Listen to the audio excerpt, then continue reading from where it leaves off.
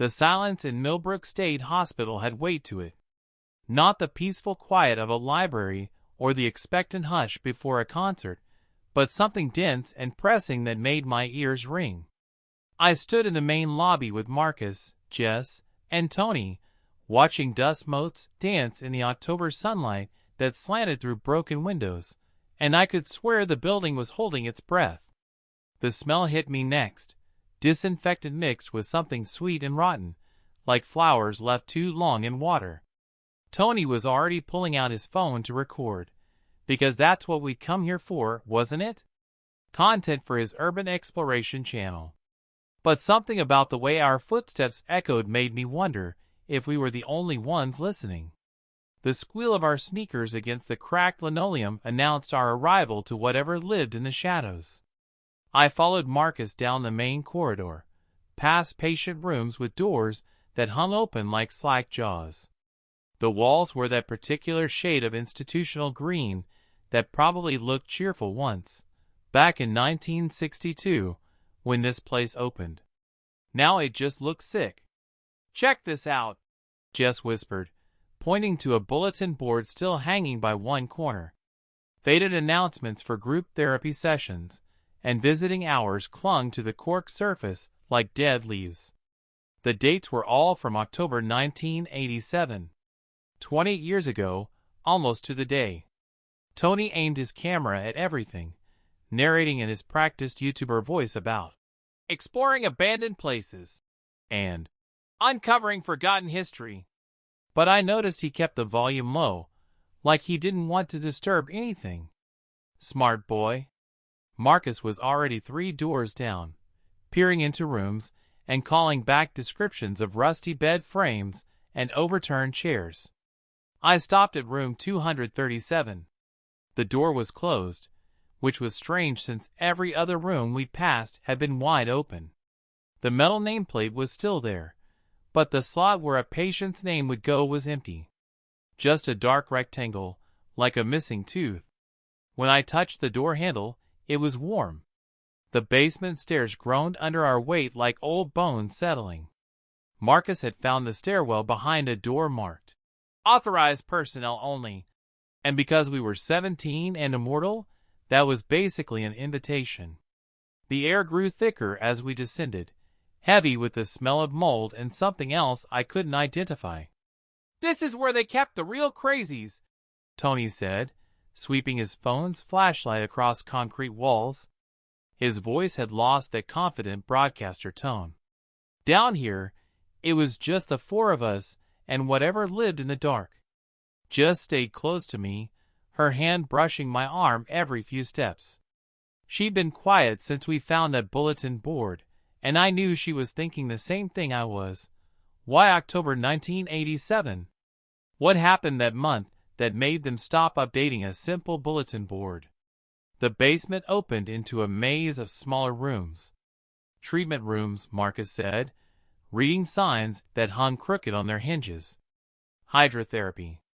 Electroshock.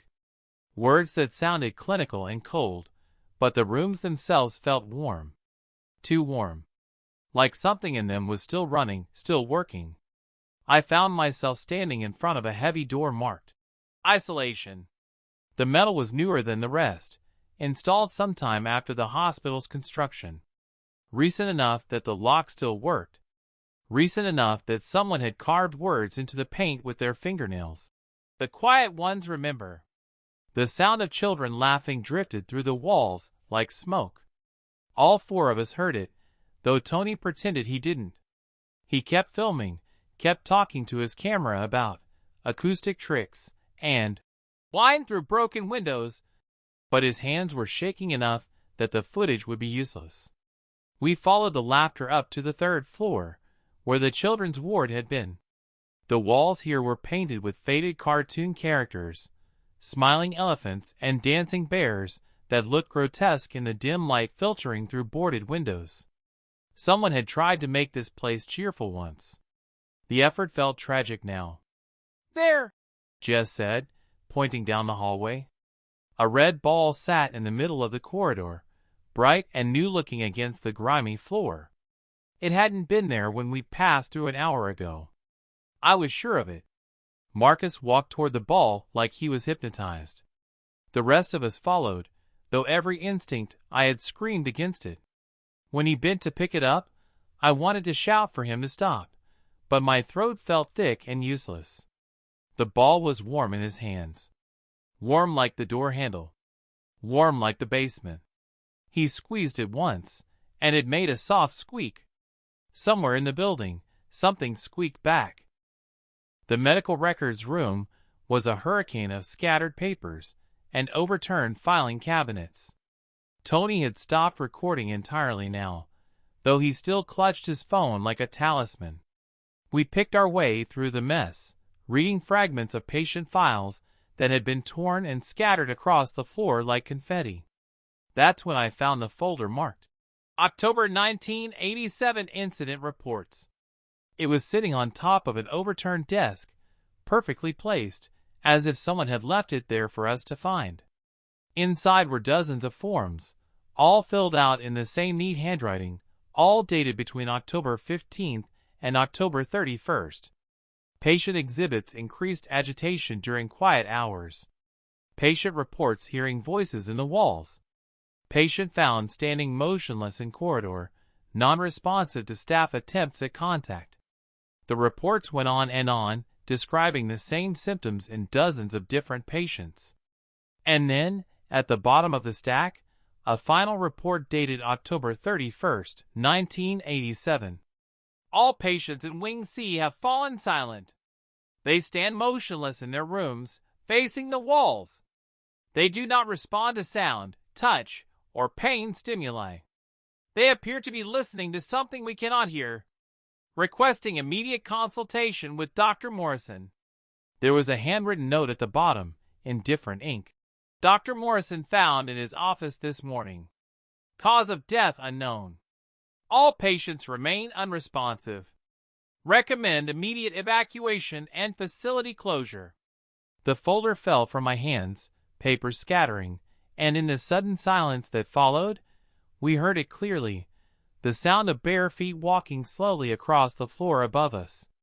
The footsteps followed us through every corridor, always one room behind, always just out of sight. We moved faster now, but the sounds kept pace. Not running, just that same slow, deliberate walking, like someone taking their time, like someone who knew we couldn't really leave. The exit's blocked, Marcus said when we reached the lobby. He was right.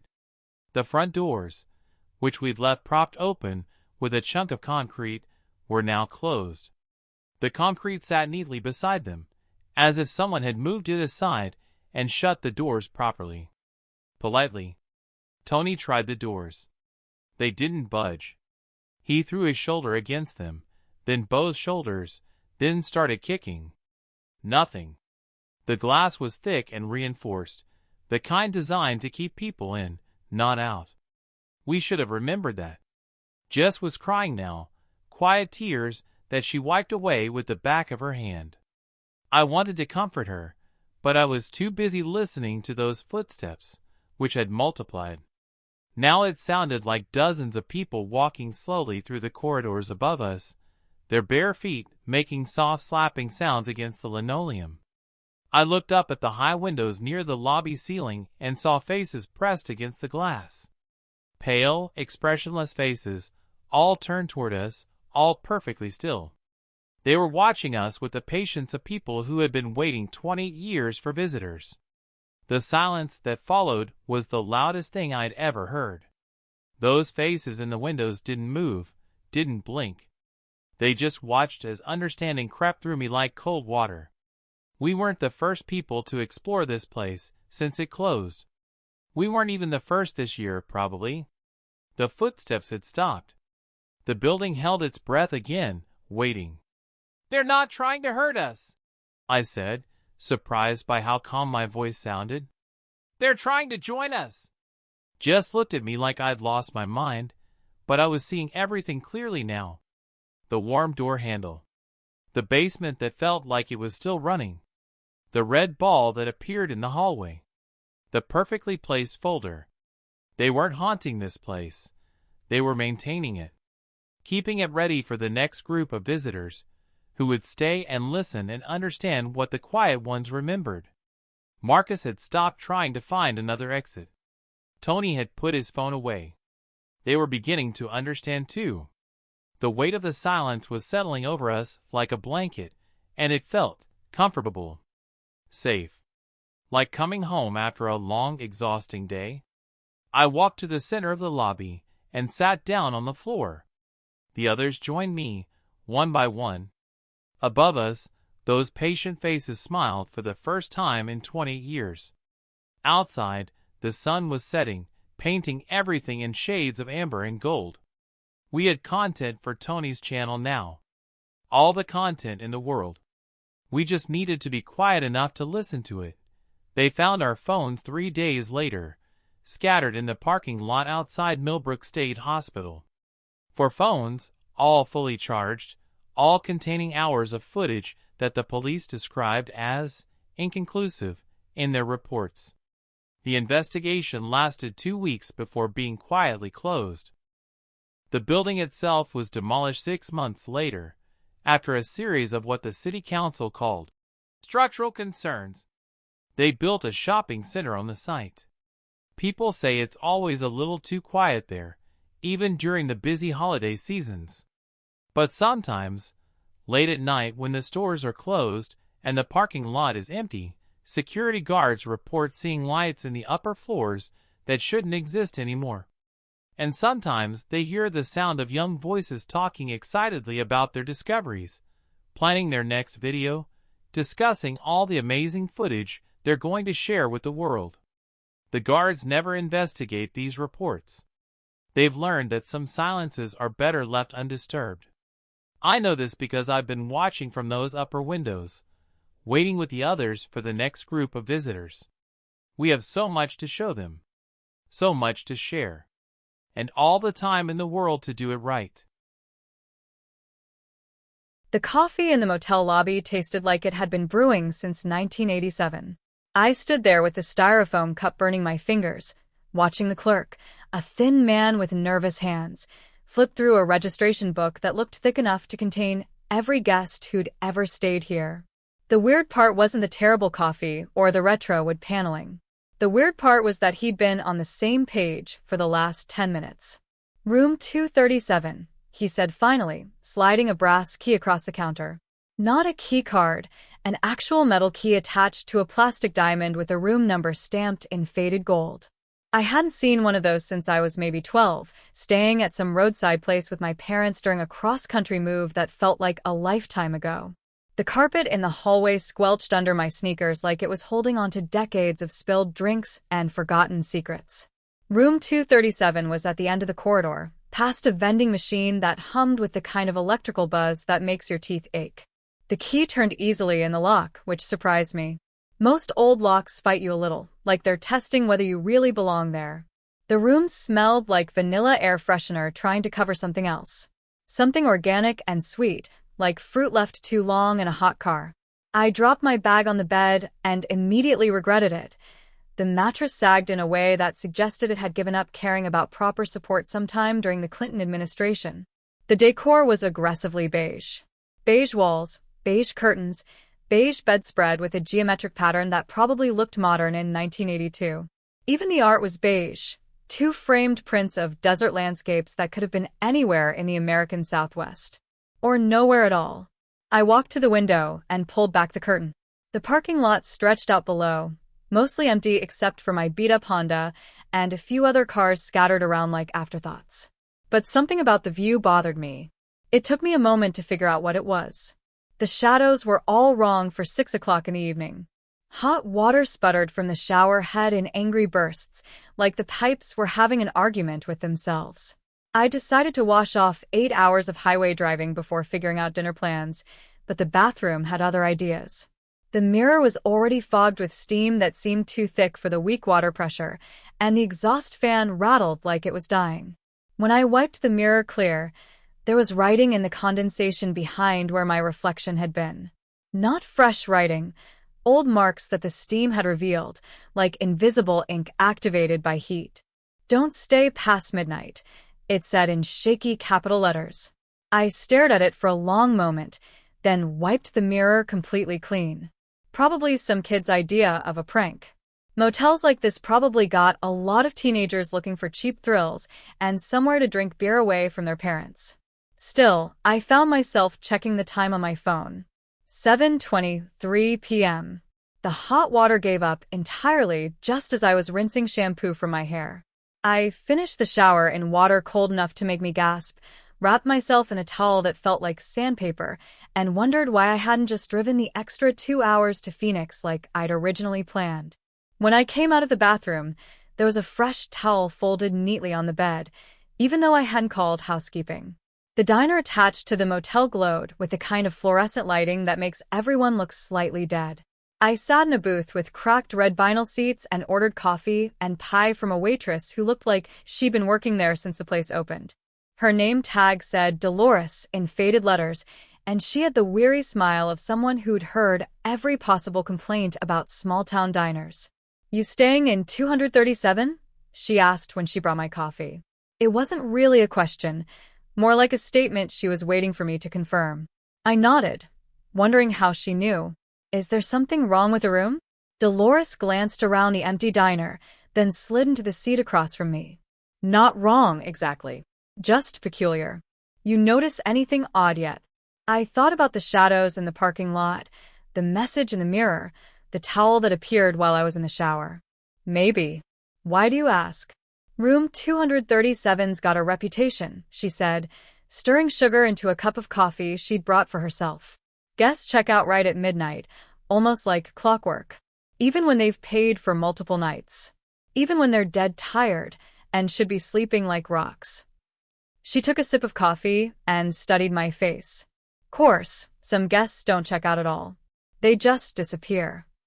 I felt something cold settle in my stomach that had nothing to do with the air conditioning.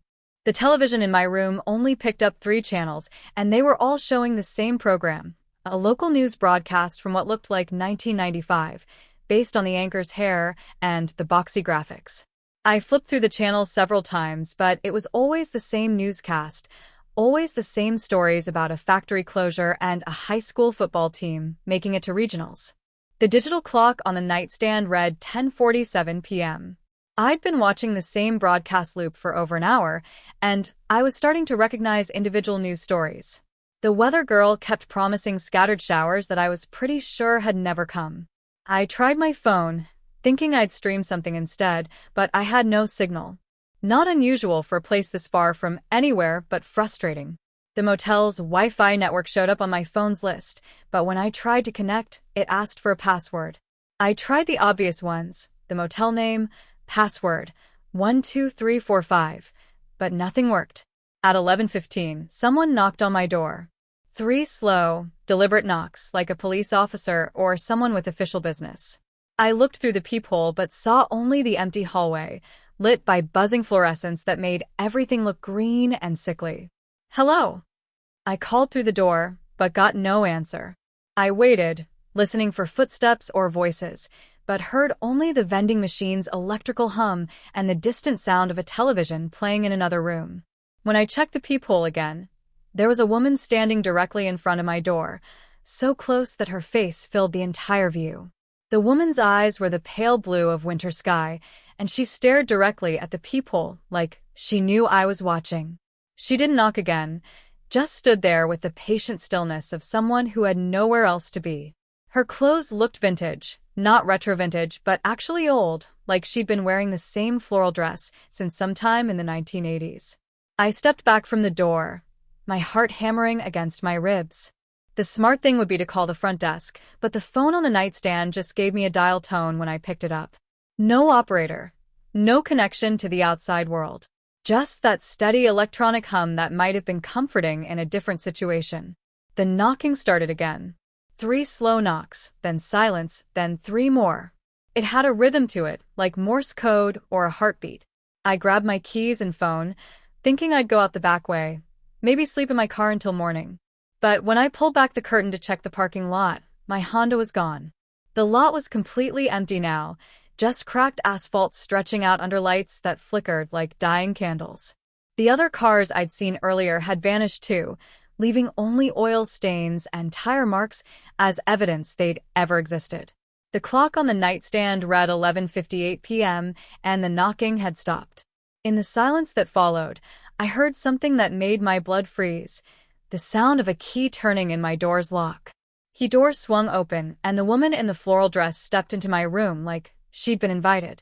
Up close, I could see that her skin had the waxy translucence of someone who'd been underwater too long, and her vintage dress was soaked through, dripping steadily onto the beige carpet. "You can't stay past midnight," she said, her voice soft and reasonable. "Nobody can stay past midnight in room 237. That's the rule." I pressed myself against the far wall, clutching my phone like it was a weapon. "Who are you? What do you want?" She tilted her head, considering the question. I used to ask the same thing. Back in 1987, when I checked into this room during a thunderstorm. I was 23, just like you. Driving cross-country, just like you. Running from something I thought I could leave behind. The clock on the nightstand clicked to 11:59. "The thing about room 237, she continued, water pooling around her feet, "is that it doesn't exist during the day. It only appears at night, for travelers who need somewhere to stay. Somewhere to rest. Somewhere to stop running." I looked at the door, calculating whether I could get past her, but she shook her head sadly. "There's nowhere to run to. The parking lot leads back to the parking lot. The highway leads back to the motel. Room 237 is the end of every journey, whether you planned it that way or not." The digital display showed 12 a.m., and I felt something shift in the air around me. The beige walls began to fade, becoming translucent, like watercolors bleeding in the rain. "But here's the secret," she whispered, stepping closer. "Once you understand what this place is, once you stop fighting it, it's actually quite peaceful."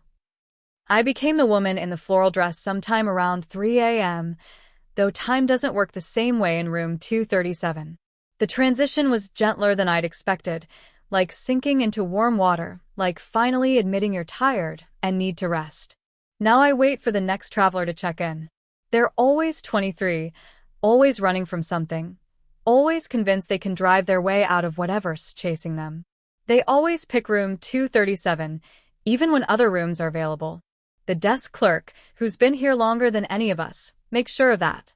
I knock on their door at 11:15, just like the woman before me knocked on mine. I try to warn them gently, the way she warned me. Most of them don't listen. They think they can fight it, think they can stay awake past midnight, think their car will still be in the parking lot when morning comes. But morning never comes to room 237. There's only the endless cycle of night, the flickering motel sign, the hum of the vending machine, and the steady parade of travelers who think they're just stopping for one night. Sometimes I remember what I was running from before I found this place. A relationship that ended badly. A job I hated. A future that felt like a trap closing around me. But those memories feel distant now, like scenes from a movie I watched long ago. The motel takes care of us. We take care of the motel. And somewhere out there on the highway, another car is pulling into the parking lot. Another young woman is walking toward the front desk. Another key is being handed over.